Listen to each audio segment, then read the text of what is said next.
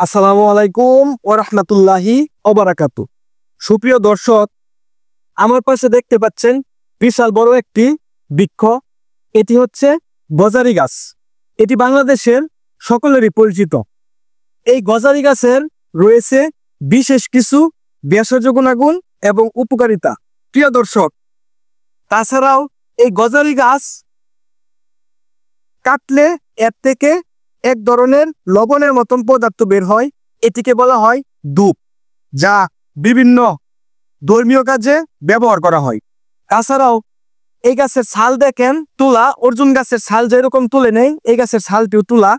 এই গাছের ছাল এবং পেয়ারা পাতা একত্রে জাল করে ঠান্ডা করে কুলকুচি করলে যে কোনো ধরনের দাঁতের ব্যথা হোক 5 থেকে 7 মিনিটের ভিতর দাঁত ব্যথা বন্ধ হয়ে যায়।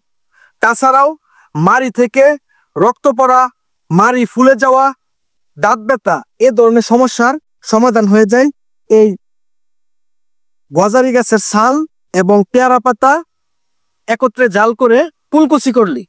প্রিয় দর্শক, যাদের দাঁত ব্যথার সমস্যা আছে তারা এই গজারি গাছের ছাল সংগ্রহ করে সাথে পেয়ারা পাতা নিয়ে ভালো করে জাল করে ঠান্ডা করে কুলকুচি করবেন। দাঁত ব্যথা 3 থেকে 5 মিনিটের ভিতর দূর হয়ে যাবে। সকলকে সঙ্গে থাকার জন্য ধন্যবাদ। আসসালামু আলাইকুম ওয়া রাহমাতুল্লাহি ওয়া বারাকাতুহু।